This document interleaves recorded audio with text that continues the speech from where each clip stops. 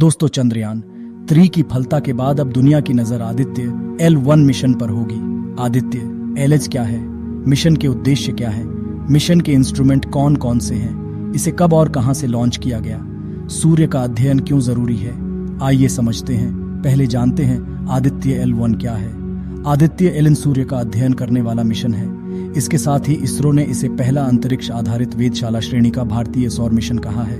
अंतरिक्ष यान को सूर्य पृथ्वी प्रणाली के लैग्रेंजियन बिंदु 1 LN के चारों ओर एक प्रभामंडल कक्षा में स्थापित करने की योजना है, जो पृथ्वी से लगभग 15 लाख किमी दूर है।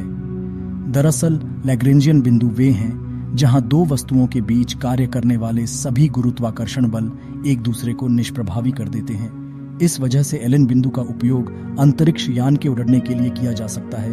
अब आते हैं मिशन के उद्देश्य क्या हैं। तो दोस्तों, भारत का महत्वाकांक्षी सौर मिशन आदित्य L1 सौर कोरोना यानी कि सूर्य के वायुमंडल का सबसे बाहरी भाग की बनावट और इसके तपने की प्रक्रिया, इसके तापमान, सौर विस्फोट और सौर तूफान के कारण और उत्पत्ति कोरोना और कोरोनल लूप प्लाज्मा की बनावट, वेग और घनत्व कोरोना के चुंबकीय क्षेत्र की माप, कोरोनल मास इजेक्शन यानी सूरज में होने वाले सबसे शक्तिशाली विस्फोट जो सीधे पृथ्वी की ओर आते हैं की उत्पत्ति, विकास और गति, सौर हवाएं और अंतरिक्ष के मौसम को प्रभावित करने वाले कारकों का अध्ययन करेगा।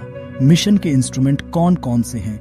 आदित्य LH मिशन सूर्य का व्यवस्थित अध्ययन करने के लिए 7 वैज्ञानिक पेलोड का एक सेट ले जाएगा, जिनमें पहला है visible emission line coronagraph VLC, सूर्य के वायुमंडल के सबसे बाहरी भाग यानी सौर कोरोना और सूरज में होने वाले सबसे शक्तिशाली विस्फोटों यानी कोरोनल मास इजेक्शन की गतिशीलता का अध्ययन करेगा, और सोलर अल्ट्रावायलेट इमेजिंग टेलीस्कोप नामक पेलोड अल्ट्रावायलेट के निकट सौर प्रकाश मंडल और क्रोमोस्फियर की तस्वीरें लेगा। इसके साथ ही स्वीट UV के नजदीक सौर विकिरण में होने वाले बदलावों को भी मापेगा।